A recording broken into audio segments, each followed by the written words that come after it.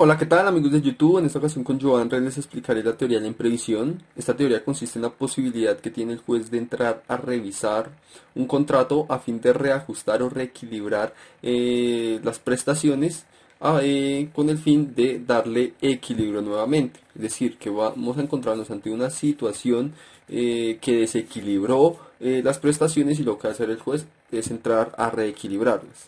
Por supuesto, esta figura no procede en todos los casos. Es necesario cumplir con tres requisitos primordiales. El primero de ellos es que se trate de un contrato de ejecución sucesiva, periódica o diferida.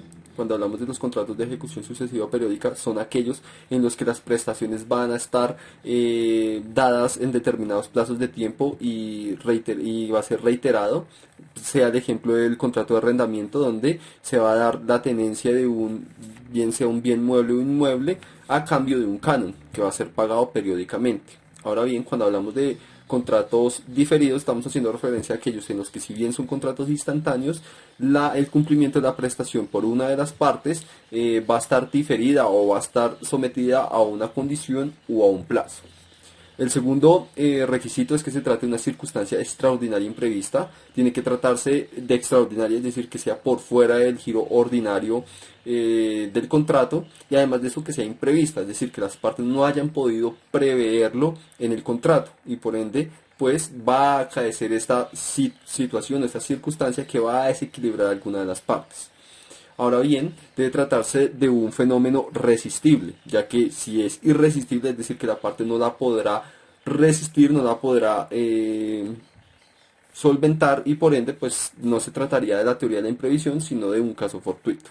Entonces es pertinente diferenciar lo que es el caso fortuito de la teoría de la imprevisión. Son tres los elementos. El primero de ellos es en cuanto a la responsabilidad. Cuando hablamos del caso fortuito, este exime de responsabilidad a la parte, mientras que en la teoría de la imprevisión no la exime, sino que la persona se encuentra ante una excesividad onerosa, pero pero no va a eximirse de responsabilidad.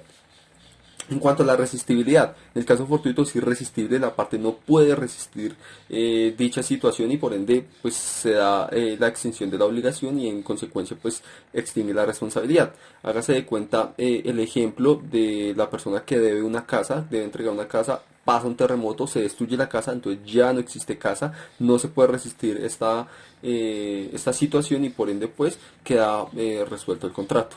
Y ahí estaríamos en lo que se llamaría el caso fortuito.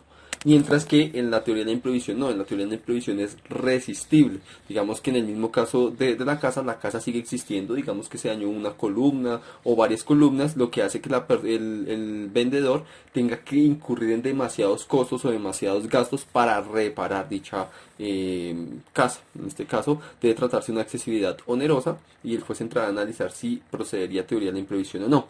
Y el tercer elemento es la prestación. En el caso del caso fortuito es imposible cumplir. Volvamos al ejemplo de la casa, ya no se puede entregar porque no hay casa.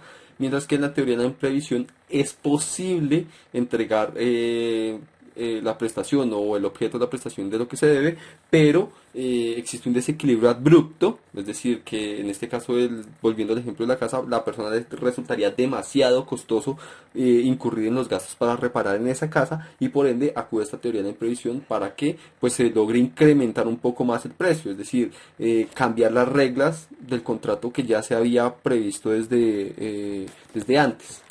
Ahora bien, las consecuencias de esta teoría de la imprevisión son varias. La primera de ellas, y es lo que va a intentar el juez, es reajustar alguna de esas prestaciones con el fin de reequilibrar a las partes. En el segundo es suspender las prestaciones por un tiempo prudencial que le permita a las partes reequilibrarse o que le permita al contrato reequilibrarse por sí mismo. Si ya no logra el juez ni reajustándolo ni suspendir las prestaciones, dará por terminado el contrato. Eso sería las consecuencias. Y en cuanto a unos detalles, como dato adicional, esta teoría no fue siempre consagrada en la ley o no siempre estuvo consagrada en la ley, sino que fue un desarrollo jurisprudencial de la Corte Suprema de Justicia, de la Corte de Oro, que fue implementando esta teoría de la imprevisión por medio de la jurisprudencia. No es sino hasta el Código de Comercio, en su artículo 868, que se viene a regular esta figura.